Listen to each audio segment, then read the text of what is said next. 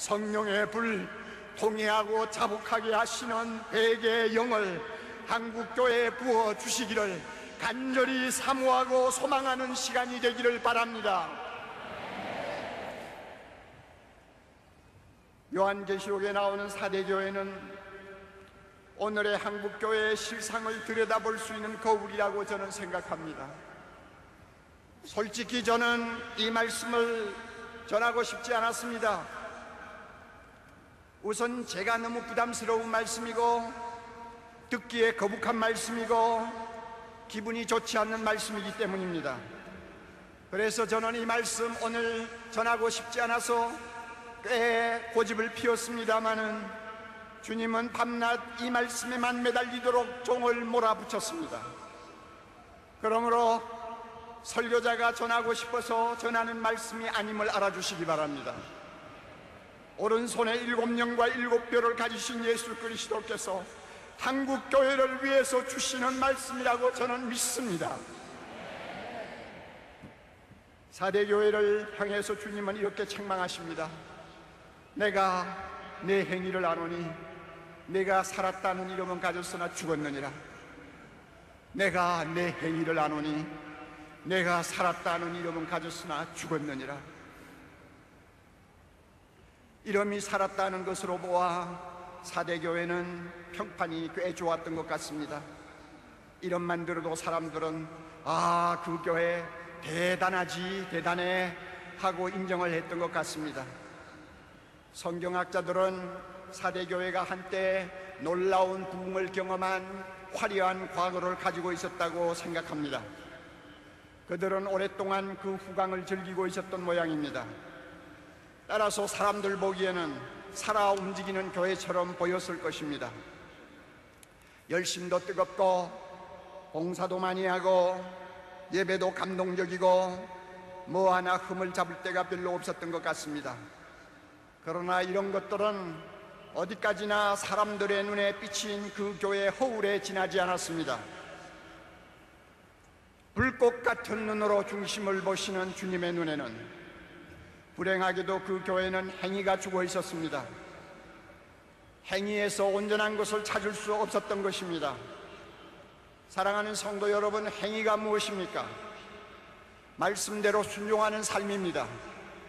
사랑하는 성도 여러분, 행위가 무엇입니까? 믿음과 행동이 일치하는 삶을 가리킵니다. 4대 교회 안에는 몇 사람을 빼고는 그렇게 사는 자들이 거의 없었던 것입니다. 저는 4대 교회를 보면서 오늘의 한국교회를 보는 것 같다는 불안을 감출 수가 없습니다. 우리는 수십 년 동안 기적 같은 부흥을 경험한 화려한 과거를 가지고 있습니다. 지금도 우리는 그것을 자랑하고 있습니다.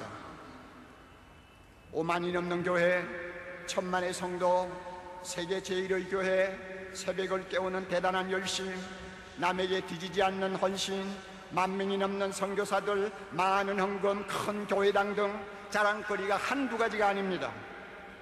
세계를 다녀보십시오. 한국교회에서 왔다고 하면 다시 한번 우리를 쳐다봅니다. 겉으로 보면 한국교회는 절대로 죽은 교회가 아닙니다. 무엇보다도 한국교회에는 목숨을 아끼지 아니하고 충성하는 목회자들이 참 많이 있습니다. 말씀대로 살아보려고 목사보다 더 힘쓰는 평신도가 생각보다 많다는 것을 저는 잘 알고 있습니다. 이들이야말로 한국교회의 자존심이라고 아니할 수 없습니다. 그래서 만일 누가 오늘의 한국교회를 보고 행위가 죽었다는 소리를 하면 저는 그 말을 절대로 인정하고 싶지 아니한 사람 중에 하나입니다. 그렇지만 저의 이러한 확신을 흔들어 놓는 심각한 사실이 있습니다. 그것은 이 사회가 한국교회를 너무 불신하고 있다는 것입니다. 교회를 신뢰하지 않는 것 같습니다. 목사의 신뢰도는 오래전부터 하위권입니다.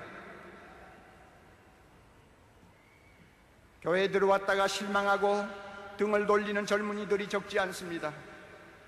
전도를 해도 잘 받아들이지 않습니다. 무종교자들에게는 기독교가 제일 인기가 없습니다. 일반적으로 사람들은 우리를 이중인격자로 보는 것 같습니다. 말하고 행동하고 다르다는 것입니다. 사랑하면서 교회는 왜 그렇게 잘 싸우느냐고 비아냥거립니다. 예수를 믿는 우리가 자기들보다 더 정직한 데가 어디 있느냐고 따져 묻습니다. 돈을 사랑하는 데는 자기들과 똑같다고 봅니다. 사회의 각종 스캔들에 교회 다니는 사람이 끼어도 이제는 더 이상 놀라지도 아니합니다. 한마디로 자기들하고 다른 점이 별로 없다고 보는 것입니다. 기가 막히게도 우리는 이런 비난을 받으면서 한마디 변명도 제대로 못하고 있는 실정입니다. 솔직히 말해서 예수 믿는 우리들의 도덕성, 가치관, 처세관을 놓고 보면 세상 돌아가는 쪽으로 더 많이 기울고 있다는 것을 숨길 수가 없습니다. 우리도 모르게 우리는 세속주의의 늪에 빠져 허우적거리고 있는 모습을 세상 앞에 그대로 보여주고 있는 것입니다. 이처럼 교회가 짠맛을 잃으면 우리보다 더 악한 세상 사람들의 발에 짓밟히도록 내던지는 것이 주님의 징계요 심판입니다. 우리가 지금 그러한 끔찍한 상황에 놓여 있지 않는지 두려운 마음을 금할 수가 없습니다. 지금 주님께서 한국교회를 보시고 뭐라고 하실까요? 이러면 살았으나 행위가 죽었다고 책망하지 않으실까요? 누가 아니요 하고 변명할 목사가 있습니까? 누가 아니요 하고 변명할 장로가 있습니까? 평양 대부흥 100주년의 진정한 기념은 이러한 우리의 영적 비참함을 있는 그대로 직시하고 가슴을 치는 데서 출발해야 된다고 저는 믿습니다. 사대교회를 보면서 제가 두려워하는 것이 또 하나 있습니다. 7별을 손에 쥐신 예수님께서 행위가 죽은 교회의 책임을 지도자에게 묻고 계신다는 것입니다. 사대교회 사자에게 편지하라. 사대교회 사자에게 편지하라. 사자는 교회 지도자요 목회자를 가리킵니다. 저는 주님께서 왜 목회자에게 책임을 물으시는지 조금 알 것 같습니다.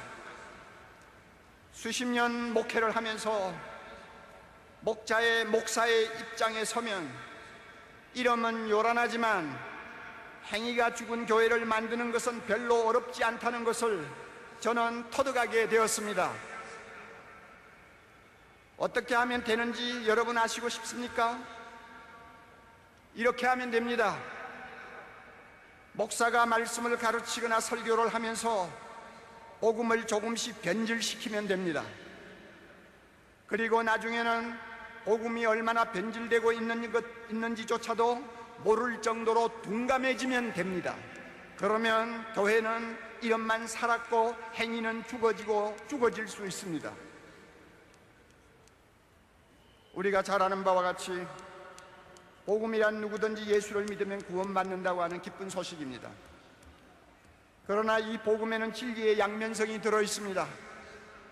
구원은 믿음으로 받지만 그 믿음의 진가는 순종하는 행위로 검증받아야 한다는 것입니다. 따라서 믿음이 구원의 절대적인 요소라고 한다면 행위는 구원의 필연적인 요소가 됩니다. 우리는 구원받기 위해 순종하는 것이 아니라 구원받았기 때문에 순종하는 사람들입니다.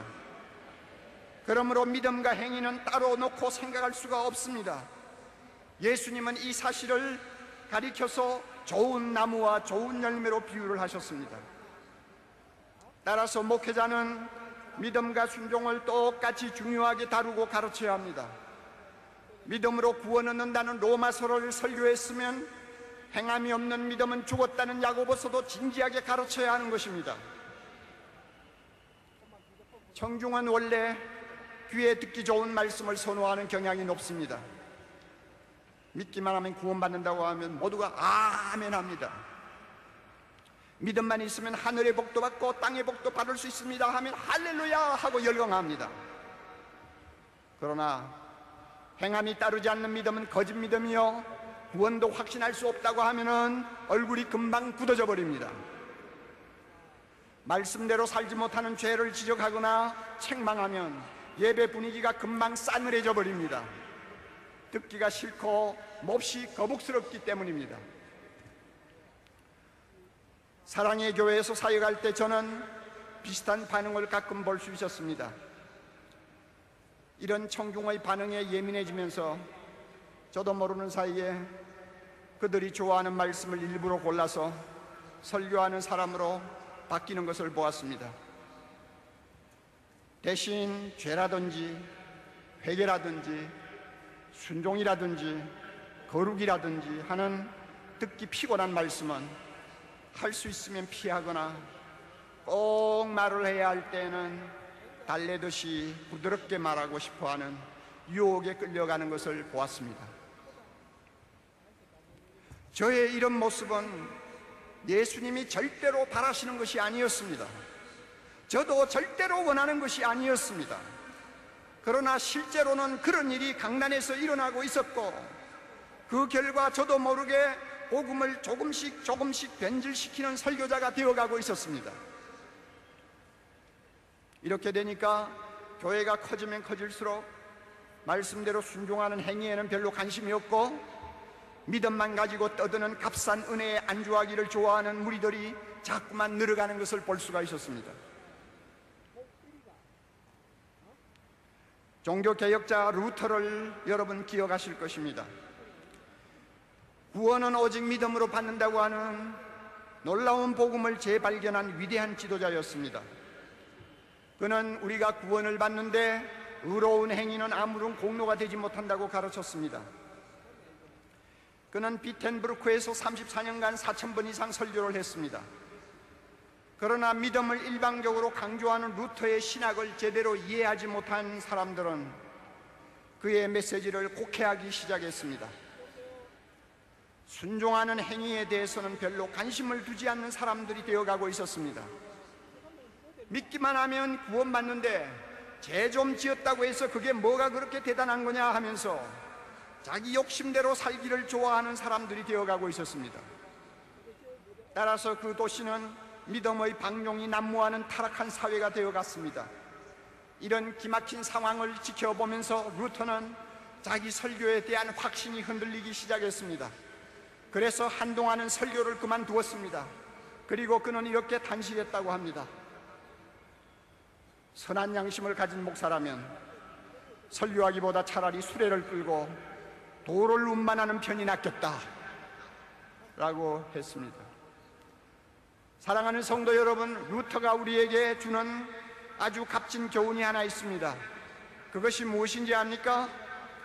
교회의 지도자가 복음을 가르치면서 복음을 전하면서 믿음만 일방적으로 강조하고 믿음의 열매가 되는 행함을 등한히 다루든지 무시하면 입만 살고 행위가 죽어버리는 4대 교회가 되어버릴 수 있다는 것입니다. 사도행전 20장 20절을 보면 바울은 유익한 말씀은 무엇이든지 공중 앞에서나 각 집에서나 거리낌 없이 전하고 가르쳤다고 했습니다. 그러나 저 자신을 포함하여 한국교회 많은 지도자들은 바울처럼 무엇이든지 거리낌 없이 전하는 용기를 잃어버리고 있는 것 같습니다. 단 것은 먹이고 쓴 것은 할 수 있으면 먹이지 않으려는 나쁜 설교자가 되어가고 있는 것 같습니다. 이런 설교자는 청중에게 인기가 있어서 사람들을 많이 끌어모으는 데는 성공할지 모르나 행위가 죽은 교회를 만드는 것은 시간 문제라고 저는 생각합니다. 한국교회 지도자 여러분, 복음을 변질시켰다는 주님의 질책에서 자유로울 수 있는 사람이 우리 가운데 몇이나 됩니까? 입만 살았고 행위가 죽어버린 교회를 만든 책임은 너에게 있어 하고 따지신다면 나는 아니요 하고 발을 뺄 수 있는 목회자가 몇 사람이나 됩니까? 평양 대붕의 진정한 기념은 복음을 변질시키고 행위가 죽은 교회를 만든 죄를 놓고 가슴을 치는 목회자들의 회개로부터 시작되어야 한다고 저는 믿습니다. 이것이 한국교회를 향하신 간절한 주님의 소원이라고 저는 확신합니다. 주님은 행위가 죽은 사대교회를 향해 회개하라고 명하십니다. 회개만이 살 길이라는 것입니다. 한국교회를 향해서도 똑같은 명령을 하고 계신다고 저는 믿습니다. 그러나 여러분, 답답한 일은 우리 힘으로 회개가 잘 안 된다는 것입니다. 다 해보셔서 아시지 않아요? 우리 힘으로 회개 잘 못합니다. 입으로 잘못했다는 말은 수없이 할 수 있지만 죄를 끊어버리고 단호하게 돌아서는 거룩한 결단은 잘하지 못합니다. 그래서 100년 전에 하디 선교사가 하던 회개, 길선주 장로가 하던 회개, 무명의 성도들이 밤새도록 추운 겨울밤 찬마룻바닥에 엎드려 땅을 치며 통곡하던 그 회개를 오늘 한국교회에서는 찾아볼 수가 없게 된 것입니다. 그들에 비해서 우리는 엄청나게 많은 죄를 더 짓고 사는 사람임에도 불구하고 오늘날 회개는 점점 한국교회에서 형식적인 것이 되어버리고 말았습니다. 이것이 오늘 한국교회의 생명을 서서히 죽이는 암과 같은 존재라고 생각합니다. 우리가 진정한 회개를 하고 세상 앞에 새 옷을 갈아입으려면 성령께서 회개할 힘을 우리에게 주셔야 합니다. 통회하고 자복하고 버리는 결단을 할 수 있도록 성령이 우리를 도와주셔야 합니다. 우리의 힘으로는 안 됩니다. 우리의 능으로도 안 됩니다. 오직 하나님의 신으로 할 수 있습니다. 한국 교회는 하나님의 성전된 우리를 깨끗하게 청소하실 성령의 초자연적인 역사가 절실히 필요합니다. 이를 위해 100년 전과 같이 하나님께서 하늘을 가르시고 이 땅에 강림하셔서 아낌없이 부어주셨던 성령의 불, 회개의 영을 다시 부어달라고 힘을 다해 부르짖어야 될 것입니다. 부르짖고 문을 두드리면 주님께서 응답하실 줄 믿습니다. 너희가 악할지라도 자녀에게 좋은 것을 줄 알거든 하물며 하늘에 계신 너희 아버지께서 구하는 자에게 성령을 주시지 않겠느냐? 성령을 주시지 않겠느냐? 성령을 주시지 않겠느냐? 성령을 주시지 않겠느냐? 우리 하나님의 약속입니다. 한국교회가 진정으로 회개하고 죽은 행위를 벗어버리면 아직도 죽음의 권세 아래서 신음하고 있는 이 백성을 구원할 수 있다고 믿습니다. 한국교회가 믿음과 행함이 일치하는 온전한 복음을 다시 회복하면 온갖 더러운 죄로부터, 그 죄에서 나는 악취로부터 이 사회를 치료할 수 있다고 믿습니다. 한국교회가 성령의 능력을 다시 입으면 북한에 무너진 교회를 우리 모두 다시 일으킬 수 있다고 믿습니다. 한국교회가 성령의 거룩한 불이 타오르는 용광로가 되면 주님께서 21세기 세계를 위해 가장 중요한 일에 우리 한국교회에 불러주실 줄 믿습니다. 믿습니다. 두 손을 높이 들고 여러분 따라합시다. 주여, 한국교회를 살려주옵소서. 한국교회를 살려주옵소서. 통회하고 자복하는 영을 도와주시옵소서. 도와주시옵소서. 도와주시옵소서. 머리 숙여 기도합니다. 거룩하신 주여, 이놈이 죄인입니다. 이놈이 한국교회, 입만 살았다고 또 떠들고 행위가 죽어버린 한국교회를 만든 장본인입니다. 주여, 이것이 감히 설교할 자격이 없는데도 주님이 이 말씀을 전하라고 비참한 것을 몰아붙였습니다. 아버지, 겉모양은 요란하지만 내면은 죄악이 쌓여있는 이 한국교회는 주여 불쌍히 여기시고 성령을 부어주시되 통회하고 자복하는 영을 부어주셔서 이 한국교회를 깨끗하게 해주옵소서. 깨끗하게 하옵소서. 깨끗하게 하옵소서. 그리하여 이 민족에게 소망을 주게 하시고 이 나라를 바른 길로 인도하게 하시고 주의 거룩한 영광이 이 땅에서 경배를 받으시도록 축복해 주시옵소서. 예수님 이름으로 기도하옵나이다. 아멘.